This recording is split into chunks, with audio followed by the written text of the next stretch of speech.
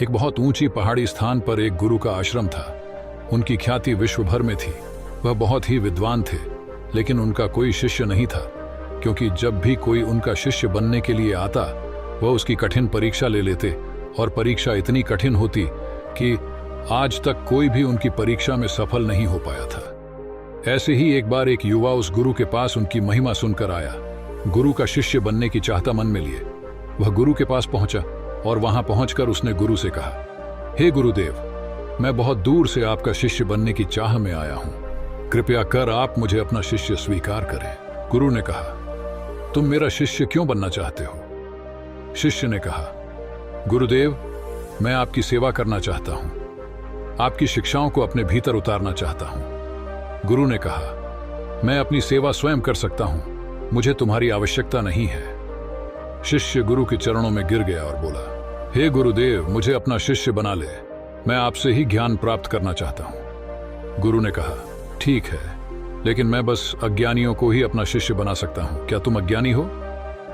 शिष्य ने थोड़ा सोचा और बोला, जी गुरुदेव, मैं पूर्ण अज्ञानी हूं। गुरु के चेहरे पर एक मंद मुस्कान आ गई और वह बोले, क्या किसी अज्ञानी को यह पता हो सकता है कि वह अज्ञानी है, और जिसे पता है कि वह अज्ञानी है, क्या वह वास्तव में अज्ञानी हो सकता है? क्योंकि यहां तो सभी अपना ज्ञान बिखेरते रहते हैं, अपने ज्ञान का ढिंढोरा पीटते रहते हैं। युवा बिना कुछ कहे चुपचाप खड़ा गुरु की बातें सुन रहा था। गुरु ने कहा, ठीक है, अगर तुम मेरी परीक्षा में उत्तीर्ण हो जाते हो तो मैं तुम्हें अपना शिष्य अवश्य बना लूंगा। आज से तुम मेरे साथ यहीं आश्रम में रहोगे। मैं जो कुछ भी करूं उसे ध्यान से देखना और समझना, लेकिन कोई प्रश्न मत पूछना।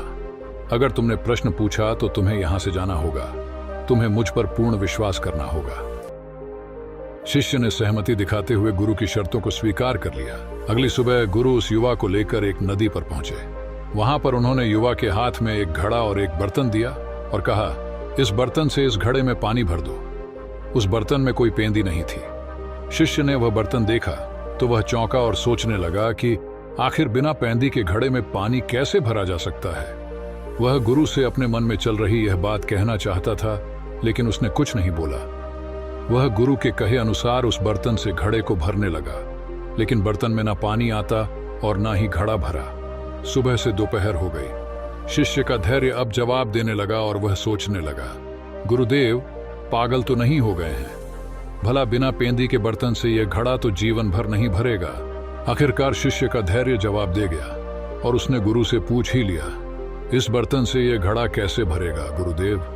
गुरु ने बस इतना ही कहा, अब तुम जा सकते हो। शिष्य ने भी सोचा, ऐसे पागल गुरु के पास रहने से भी क्या फायदा, और वह वहां से चला जाता है। लेकिन रात में उसने एकांत में सोचा, इतनी बात तो गुरुदेव को भी पता होगी, लेकिन फिर भी उन्होंने मुझे बिना पेंदी का बर्तन दिया, इसमें जरूर कोई बात होगी जिसे मैं समझ नहीं पाया। वह शिष्य फिर अगली सुबह गुरु के पास पहुंचा और बोला, गुरुदेव, मुझे माफ कर दे, मुझसे भूल हुई जो मैं यहाँ से वापस लौट गया।